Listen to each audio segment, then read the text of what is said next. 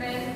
Today we are going to learn Moral Science of Standard 7, our duties towards our government. Come, let's enter into this video session. Children, the government works to the welfare of the citizens of the country.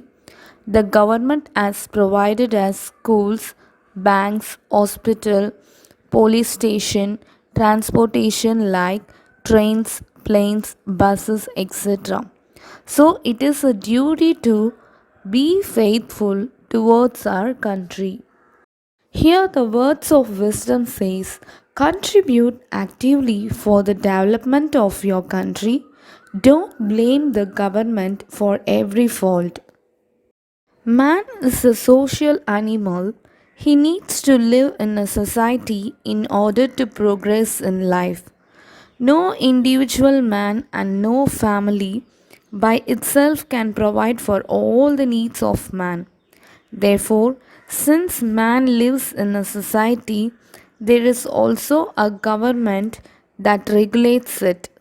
The citizens of a country should provide all help, loyalty, obedience, and full respect to the government of their country.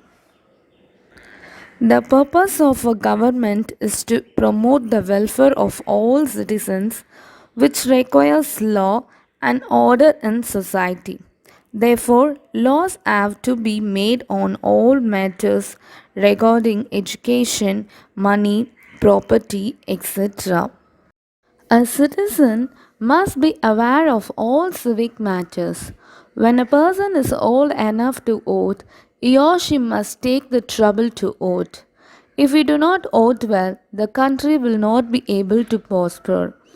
No government can ever work without the help of citizens. Therefore, all citizens should take an interest in protecting the government property and in using it well.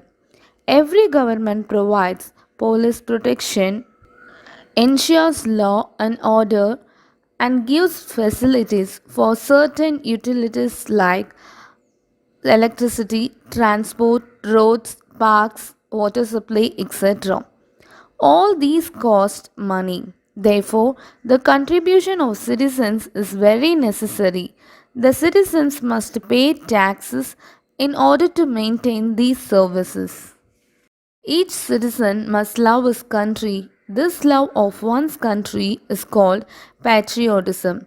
Patriotism is the natural affection that unites a citizen to the country to which he belongs.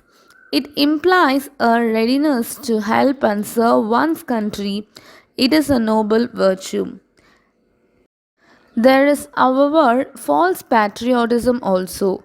You must have read the famous sentence, I support my country, right or wrong.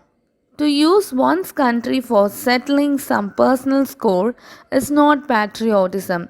Moral and human values cannot be confined within the borders of one's own country. Therefore, if a nation goes against the rights of man, or against morality, or against the rights of other nations, the government is wrong.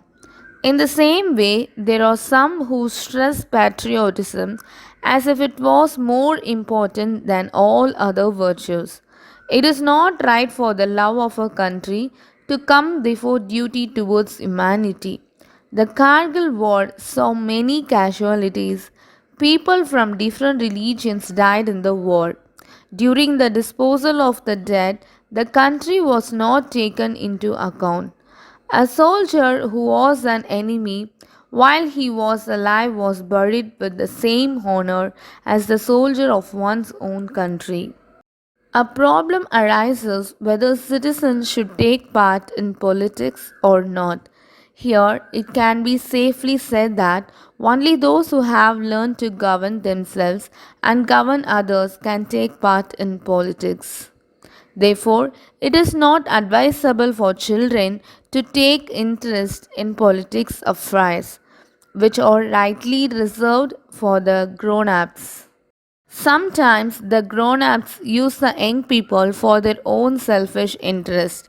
The suitable time for a young man of today to take part in politics will come tomorrow. Here we speak of politics as a quest for power, hence, while the young should take interest in the affairs of the country and its problems, they should not allow themselves to be dragged into power play. Doing one's duty of studying and preparing oneself for a better tomorrow is the best preparation for the development of one's own country. At the present stage, take interest in civic matters but shun politics. The time for that will come when you have matured in all respect. Thank you, children.